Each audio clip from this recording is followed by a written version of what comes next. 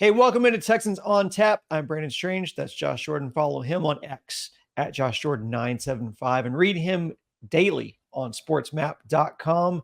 Please hit like on this video and subscribe to the channel if you haven't already. We do appreciate the support. Josh, Wednesday was one of those days that just shook the NFL media. It's the stuff that is the lifeblood of content creators online. A blockbuster NFL trade. And the sports gods chose to shine on Houston this time. Stefon Diggs traded to Houston. We all know now. You and I, we like to see what the national media, the talking heads are saying about what's going on in Houston. So I thought today would be a good day. We were actually texting about this last night, just a peek behind the curtain here. We were texting about this last night. It was just some of the reactions. And we thought, hey, let's make a video on this. So let's go over a couple of our favorite clips here, and then I'll give you a chance to, kind of just piecemeal together some things that we saw just, around in and around the media at large. So first, so we've been given the business to Colin Cowherd this offseason. He projected the Texans to not make the playoffs. He thinks the Colts are going to get the division. Jags grab the wild card. Speaking of cards, we'll put the card up on the screen, or actually it'd be this way. We'll put the card up. You can watch that reaction and see what he said and then see what we said about it. So let me put Colin on the screen here. Here we go. Let's hear what Colin Cowherd has to say about the Texans post Diggs trade. That's what happens when you get the quarterback right. When you don't in Carolina, and a year and a half ago, Carolina, Houston were the same thing, a mess. A mess. Carolina's quarterback's not working so far. Nothing feels like it's right. In Houston, every move feels like it's working right. But here's my concerns if you're Buffalo. What? What? Wow, what a reaction to the Texans' big move. Yeah. So we're talking about, oh, look, everything's going right in Houston, but let's talk about Buffalo. That's pretty good. Now, okay, maybe he doesn't want to overreact. Most likely he's not ready to admit he's wrong. But Josh, barring health, which is always an X factor, let me knock on wood here.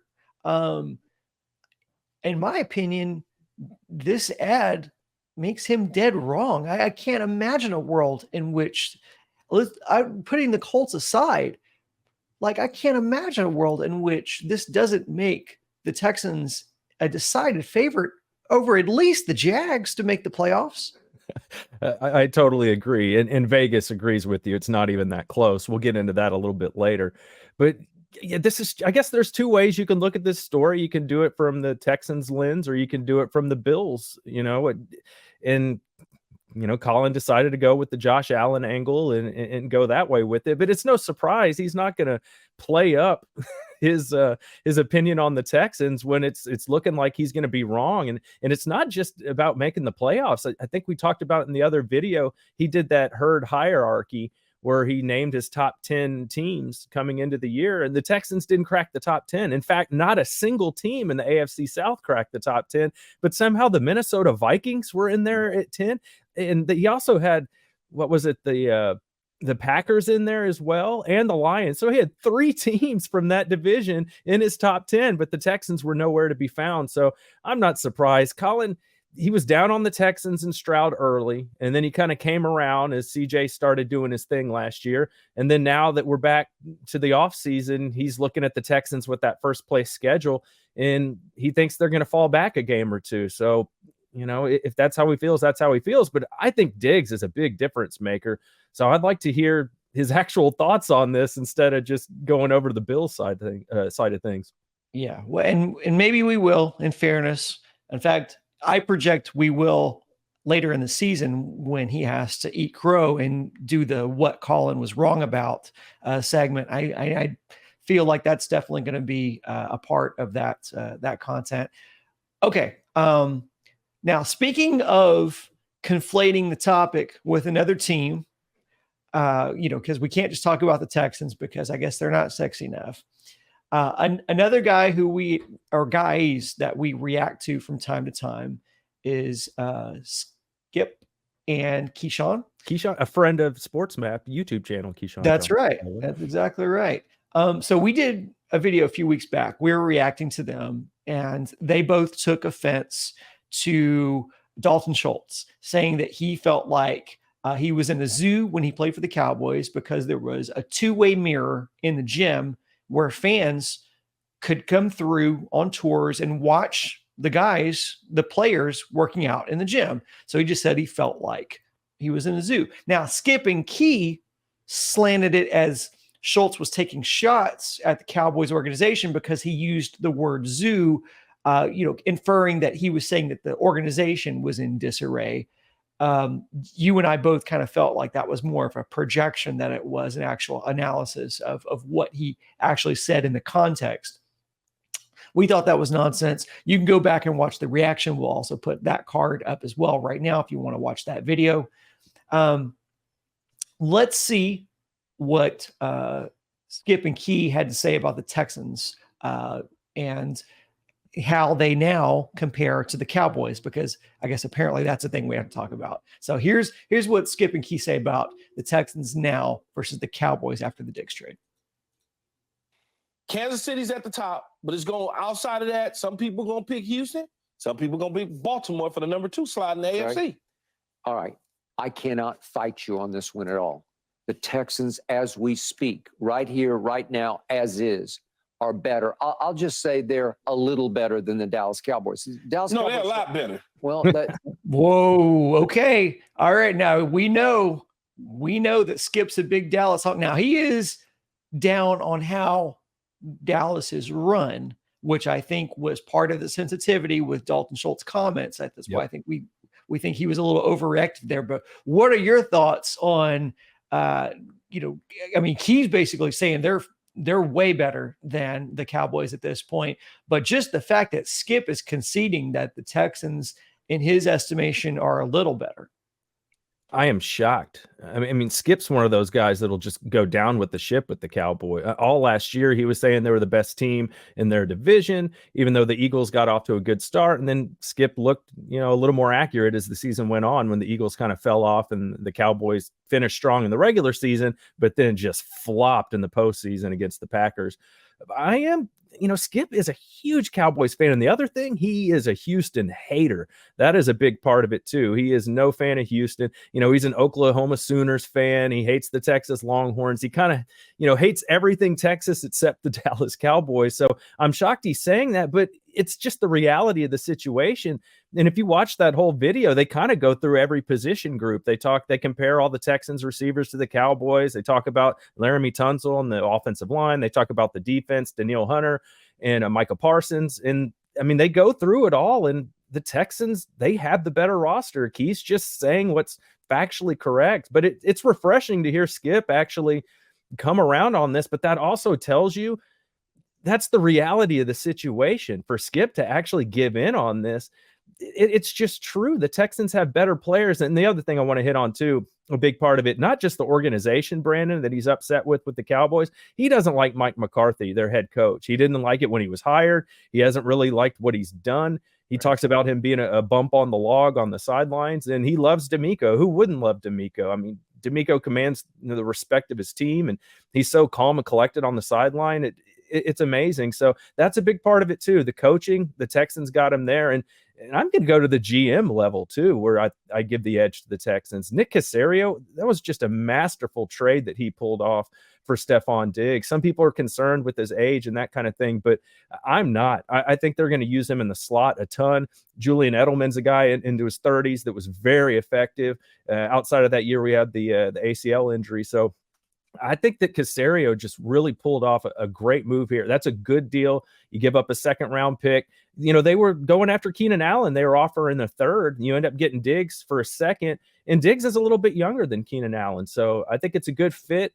And I think as we sit here today, the Texans are the better roster than the Cowboys. The Cowboys aren't even sure their running back's going to be. The Texans just added Joe Mixon, and that's what Key and Skip talked about earlier this week. Just why didn't the Cowboys trade for Joe Mixon? Yeah, and Key really does back Skip into a corner here and says, like, because they go through the positions and just kind of, there's really not much of a question here, which is the better team right now on paper. Yeah. We have to, you have to play the games on the field, obviously, but Skip almost admitted more, but wouldn't concede that they were much better because he just admitted, he's like, I'm trying to defend my team, in which Key was like, well, I can't really account for that. And there's places in which I disagree with them too, when they're comparing Tank Dell and Brandon Cooks and saying that those two positions are a wash, or those two players are a wash. I don't think so. I mean, I guess, you and I were talking about this. You can make the argument because of the availability of Dell, because Dell spent most of the year injured last year. But as far as, quality of player and talent of player at this point in their careers, I don't think it's even a question that Tank Dell, you'd rather have a healthy Tank Dell on the field if you can get him, but we'll have to see. I'm not ready to have that be a mark against him yet. Now, if we see multiple years in which Tank Dell is, missing time, then I'll certainly concede the point, him being, an injury guy per se. But at this point, talent-wise, I'd much rather have a Tank Dell. Now, you mentioned Caserio, and, everyone's giving him his flowers right now. Adam Schefter brought up something that was interesting about how the trade came about for the Texans. Part of the deal here was the draft capital, the draft collateral here. Talk me through that, because we heard this kind of conflicts with what we heard from Nick Caserio talking about what his intentions were in trading back during the draft, or for his draft picks. Yeah, if I remember correctly, Caserio, when he was, asked about the Keenan Allen stuff, and then asked about the trade with the Vikings, where the Texans moved back out of the first round, I think he said something to the effect, you take any call, you listen, and that was kind of the report that went out there. But according to Adam Schefter, he was on the Stephen A. Smith Show podcast on YouTube, and that was something very revealing that he put out. He said that it wasn't the Vikings initiating the trade, because the thought was that the Vikings wanted to have 2 first-round picks, so that would give them the ability to move up in the draft and get a quarterback that they desire. But Schefter's reporting that the Texans initiated the trade with the Vikings, that they saw something like this on the horizon. They wanted to break up that first-round pick into 2 seconds, give them some more flexibility there. And in this draft, there's a lot of talent that's going to be there in the second round. And maybe Caserio likes some of those guys in the second round as much as some of those guys in the late first round. So you're able to do that, and you're able to take that second round pick and go get Stefon Diggs with it. And, they offered a third for Keenan Allen. That didn't work. So it shows me that this wasn't we decided this at the last second, that kind of thing. It tells me the Texans had a plan. They executed it. They broke up that draft capital, so they didn't have to give up a first for Stefon Diggs. You give them a second, and it's in the 2025 draft. So the Texans they're not going to have a first round pick in the 2024 draft, but they are going to have 2 twos. So you're not really losing out on an extra player at the top of the draft. You don't have a 1. So I just thought that was really interesting that Nick and D'Amico got together and said, like, hey, let's break up this draft pick and let's go get ourselves a receiver. And they got it done. So, and I also saw reports that even though there's been friction between the Bills and Stefon Diggs, that they were hoping to just let him play 1 more year, because they're taking a big, huge hit to their cap for doing this trade this year. But they were still willing, even though he wasn't happy, and him and Josh Allen maybe were on the outs a little bit, they weren't really looking to do the deal. But when the Texans called and offered what they did, they pulled the trigger. Well, and as it stands right now, this seems to be a very low risk proposition, because we have to see, perhaps they extend him or rework his deal the way they did with Mixon, but as it stands right now, they're only on the hook for 1 year for Diggs. So if he comes in and has a poor showing, you feel like you can kind of cut bait. And maybe the appeal to Diggs is that, hey, if you come in and have a good year, you could go out in the open market and grab another big contract for yourself. So who knows how that works out. What we all will have our eye on is how it works out for the team, this year, and kind of how it goes down. So one of the things we keep our eyes on is Super Bowl odds. So the Super Bowl odds have now changed. How has that adjusted with the addition of Stefon Diggs? Yeah, that's really interesting. Before the trade, the Texans were at 25-1. After the trade, they're at 15-1. So that's a big difference there. And if you look at it just like a stack of who are the top 10 teams in the league that have Super Bowl chances, the Texans before the trade were hovering around the top 10, 11, kind of in there, depends on what sports book you get it at. The odds vary slightly. But now the Texans are in kind of that 6 and 7 range of the best odds to win the Super Bowl. So that's a big difference there. That goes from kind of being a fringe contender to being a real legit contender. And back to Skip's point about, the Cowboys, the Texans, which team is better. If you look at the odds, there's some odds makers that have the Cowboys with slightly better odds than the Texans, but there's also a couple other books that have the Texans with slightly better odds than the Cowboys. So that's a big jump there. And of course, the Bills took a little bit of a step back as well. They went from 12-1 to 14-1 after the trade. So not only did the Texans move up, the Bills went down a little bit. So that just shows you that, Diggs he makes a difference. And not just that, Gabe Davis was another receiver for the Bills. He left. I think he's in Jacksonville now. So there's not a lot for Josh Allen to be throwing to, at least not like a true number one type guy. Right. And now CJ has another guy to throw to. So that affects the MVP odds. Tell us about how that affects MVP odds, because Allen's lost a target. CJ's gained one now. Yes, that's true. So CJ goes from before the trade, he was 12-1 for MVP. After the trade, he's 10-1. Before the trade, Josh Allen was 8-1. Now he's 10-1. So now CJ and Allen, at least at this sports book, they have the same odds to be MVP. So this deal made a big difference. I see a lot of people poo-pooing it like, oh, Diggs is 30. The Bills got over on the Texans. I mean, according to Vegas, no, the Texans got better. Got over on them how? That's just bonkers to me, but considering the fact that all you gave up was a second round pick next year, and he's not here to be your number one. Nico is going to be your number one. He's here to be an addition to what was already a pretty good wide receiving core. Now, I would dare say they are a potent wide receiving core, one of the best, especially in the AFC. So, I mean, I just think combined that with CJ Stroud's talents, the upside is really, really high for this team. Final thoughts on the Diggs fallout from the trade on Wednesday. Yeah, I'd like to bring up your point there about Nico. He had more yards last year than Stefon Diggs did. And Nico missed some time, missed a couple games, and still had more receiving yards.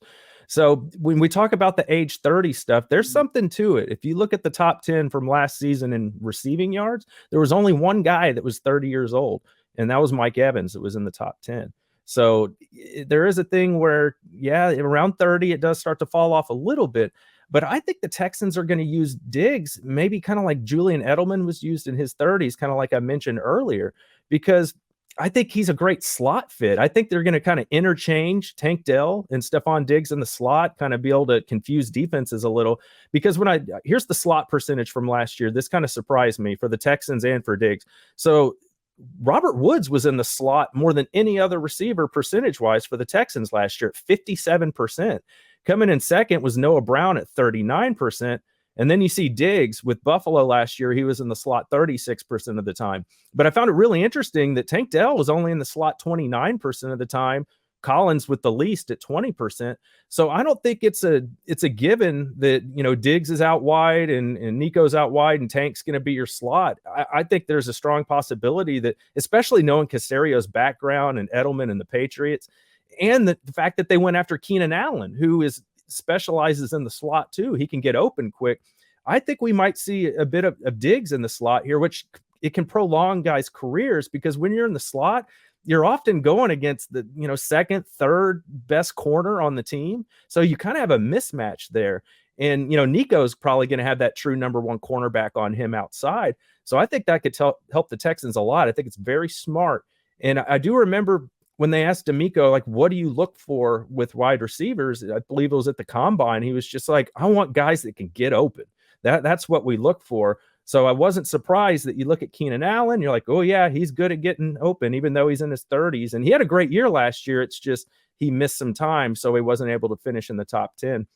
So I think we're really starting to see what D'Amico and what Nick are looking for here in their players. And I think they got a good one at Stefon Diggs. And, I see people complain that he had a bit of a fall off last year, but the offense changed. Him and Josh Allen have not really been seeing eye to eye. I think he could be kind of, feeling fresh and reinvigorated. His brother plays for the Cowboys. Now he's playing for the Texans. They're actually going to play each other. That might be a cool kind of Thanksgiving Day matchup or something like that.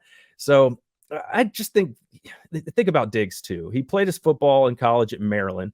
Then he played for the Vikings way up in Minnesota. And then he had to play out in Buffalo. I mean, moving to a city like Houston sounds like a big upgrade than living in the middle of nowhere in Buffalo or in a frozen tundra up in Minneapolis.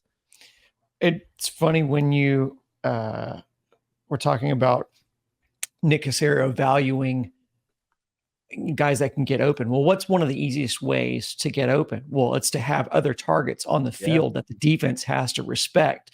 And so now you have that. You're not going to be able to lag. I mean, we saw what happened at the end of the season with Nico Collins. I mean, they just threw a blanket over him because the wide receiving core was just so thin by that point. So I really like the possibilities here. I thought you had some really good thoughts here. So I appreciate you jumping on with me. I know we were texting last night and we're just kind of exchanging what the media's reactions was to it. I was like, man, we should really do a video about this. So we appreciate everybody watching. Thanks so much. While you're here, please hit like on the video if you haven't already. Subscribe to the channel if you haven't already. Our coverage for the draft is going to ramp up as well. And then we're going to be covering OTAs, camp, and then on to the season. We hope that 2024 is as promising as it looks right now. So thanks again. Talk to you soon. Go Texans.